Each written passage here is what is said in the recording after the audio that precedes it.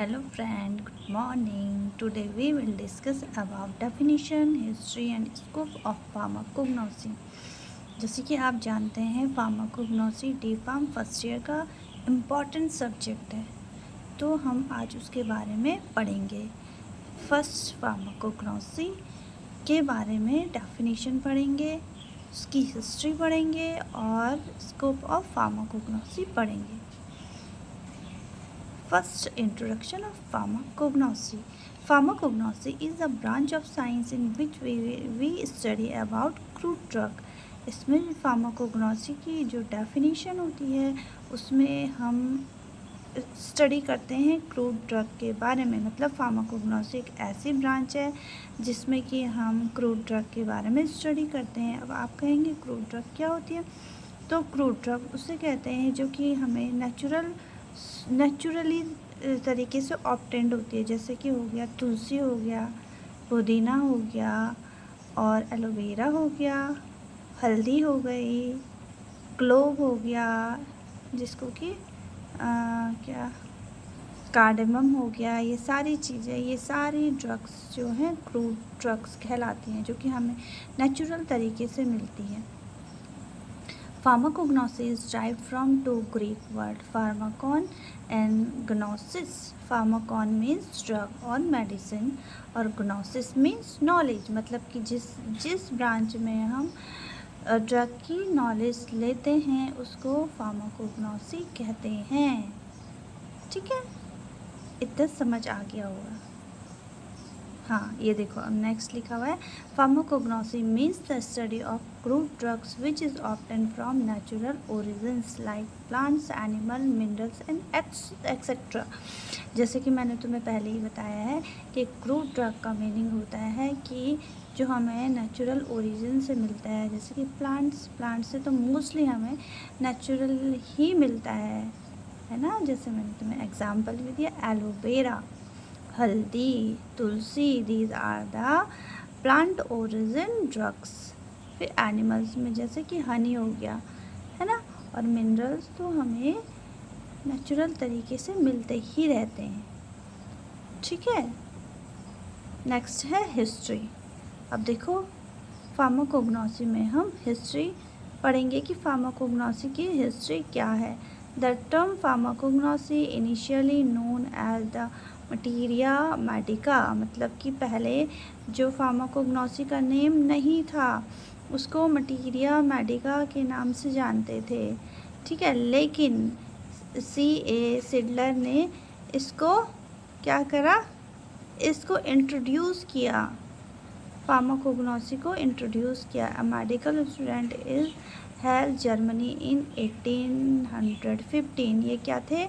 ये मेडिकल के स्टूडेंट थे हेल जर्मनी में, और इन्होंने 1815 में इंट्रोड्यूस करा फार्माकोग्नोसी को। इससे पहले ये देखिए, इसको ध्यान दीजिएगा कि जो फार्माकोग्नोसी को पहले क्या बोलते थे, मटीरिया मेडिका, लेकिन इन्होंने ही 1815 में इसको इंट्रोड्यूस करा। किसको? फार्माकोग्नोसी को। अब देखिए आगे मैं आपको और भी हिस्ट्री इसकी बताती हूँ, इम्पॉर्टेंट हिस्ट्री जो है ना, जो कि एग्जामिनेशन के व्यू से इम्पॉर्टेंट है। नेक्स्ट है Dioscorides, known as the father of pharmacognosy. Dioscorides कोरिडा, ठीक है, इनको क्या कह लेते हैं? फादर ऑफ फार्माकोग्नोसी कहते हैं। हिप्पोक्रेटस क्या होते हैं? जो हिप्पोक्रेटस थे उनका नाम तो बहुत ही ज़्यादा पॉपुलर है फार्माकोग्नोसी में, क्योंकि देखो ये universally recognised as a father of modern medicines. वो मॉडर्न मेडिसिन्स के क्या थे? फादर थे हिप्पोक्रेटस। मतलब कि ये मॉडर्न मेडिसिनल के फादर थे। M L Shroff, father of Indian pharmacy education. जो ये थे एमएल श्राफ, इनके बर्थडे में अभी तो बहुत ही इम्पोर्टेंट रोल प्ले करते हैं फार्मेसी के एजुकेशन में। अब इनका जो बर्थडे होता है 6 मार्च को, अब ये सेलिब्रेट होता है as a national pharmacy educational day के तौर पे। ठीक है, तो ये बहुत इम्पोर्टेंट है फार्मेसी में। इनका नाम एमएल श्राफ, भले ही ये फार्मेसी के स्टूडेंट नहीं थे लेकिन इनका योगदान बहुत था। सबसे पहले इन्होंने बी फार्म के लिए अप्रोच किया था, मतलब बी फार्म इन्होंने ही करवाया था 3 इयर्स का। ठीक है। चरका क्या थे? Father of Ayurveda. गैलन क्या थे? फर्स्ट फार्मासिस्ट थे। ये इंडियन नहीं थे, ये फॉरेन कंट्री के फर्स्ट फार्मासिस्ट थे। Aristotle, father of natural science.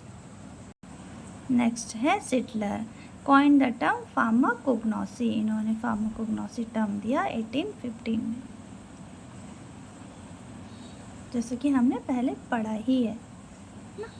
अब नेक्स्ट आता है स्कोप ऑफ फार्माकोग्नोसी। फार्माकोग्नोसी के स्कोप क्या क्या है? फर्स्ट है isolation of phytochemicals. Certain phytochemicals are derived from the plant such as glycosides from digitalis leaves, alkaloid from the plant Belladonna और रावल्फिया। अब देखो, जैसे कि हम अगर प्लांट में कोई भी फाइटोकेमिकल हमें मिलता है जो कि हमारे लिए थेरेप्यूटिकल इफ़ेक्ट प्रोड्यूस करता है बॉडी में, तो इसको हम ऐसे ही नहीं ले लेते हैं। उसमें कोई केमिकल कांस्टेंट होता है जो कि रिस्पॉन्सिबल होता है इफ़ेक्ट के लिए। जैसे कि मैं आपको बताती हूँ कि जो ग्लाइकोसाइड्स होता है वो डिजिटालिस लीफ से मिलता है, जिसकी वजह से क्या होता है, ये हमारे हार्ट के लिए यूज़फुल होता है। वैसे ही बेलाडोना और रावल्फिया के अंदर क्या होता है, एल्कलॉइड्स होते हैं। ये हम आगे पढ़ेंगे कि ग्लाइकोसाइड्स और एल्कलॉइड्स क्या होते हैं, लेकिन आप अभी इतना समझ लीजिए कि जो हमारे बॉडी के लिए यूज़फुल कॉन्स्टिट्यूएंट्स होते हैं उनको अलग करना होता है, फाइटोकेमिकल्स जो होते हैं उनको अलग करना होता है। तो ये फार्माकोग्नोसी में एक इसका फर्स्ट स्कोप है। सेकंड है formation of novel medicine. The formation of new drug is totally depend on the pharmacognosy. Novel जो मेडिसिन होती है ये भी क्या है, इसका फॉर्मेशन भी होता है फार्माकोग्नोसी के स्कोप में ही आता है ये भी। थर्ड है biosynthetic pathway investigations. Pharmacognosy help the investigations biosynthetic pathway of primary and secondary metabolites. अब देखो, जब भी क्या होता है, बायोसिंथेटिकल पाथवे होता है तो उसमें प्राइमरी और सेकेंडरी मेटाबोलाइट्स होता है। तो ये भी हम किस में पढ़ेंगे, स्कोप ऑफ फार्माकोग्नोसी में। नेक्स्ट है preparation of herbal formulation. Pharmacognosy help in the formation of certain herbs formulation like churna, leha और arishtas. Preparation of herbal formulation भी हम किस में करते हैं, फार्माकोग्नोसी में करते हैं। देखो, जैसे कि pharmacognosy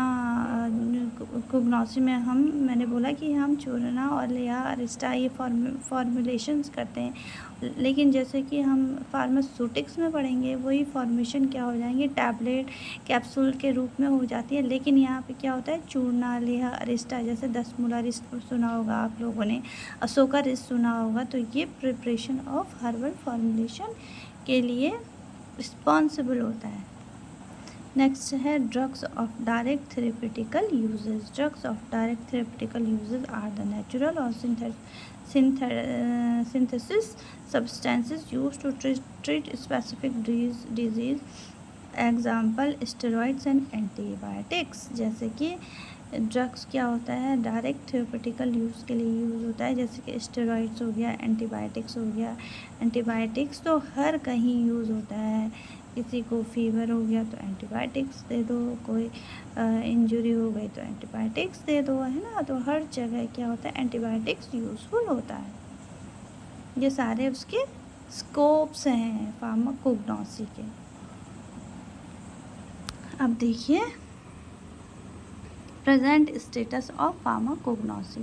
At present time the people have realized that the use of natural occurrence drug are not only economical but even safe too. देखो आजकल ना सब लोग लोगों को पता है कि नेचुरल जो आयुर्वेदा होती है, नेचुरल जहाँ पर ड्रग मिलती है वो हमारे लिए बहुत बेनिफिशियल होता है। ये नेचुरल तो होता ही होता है, उसके अलावा बॉडी के लिए सेफ़ भी होता है। तो इसलिए लोग प्रेफर करते हैं कि पहले हर्बल मेडिसिन ही यूज़ करें, है ना।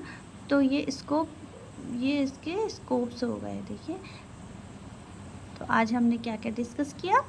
आज हमने डेफिनेशन डिस्कस की, हिस्ट्री डिस्कस की एंड स्कोप डिस्कस किया, है ना। तो अब मैं नेक्स्ट जो वीडियो लेके आऊँगी उसमें मैं आपके लिए इसके MCQs क्वेश्चंस लेके आऊँगी, जिसके कि आपने आंसर्स करने हैं, ठीक है, और जो आते भी हैं एग्ज़ाम में। इस तरह के क्वेश्चंस मैं लेके आऊँगी और आपको उसके आंसर्स देने हैं, ठीक है। और इस टॉपिक को बहुत अच्छे से पढ़ लीजिएगा। और उसके बाद अगर आपको इसकी PDF चाहिए तो मुझसे कांटेक्ट करिएगा, ठीक है। मैं आपको इसकी PDF प्रोवाइड करूँगी, ठीक है। आई होप कि ये आपके लिए हेल्पफुल होगा ये वीडियो, ठीक है। Thank you so much for watching this video.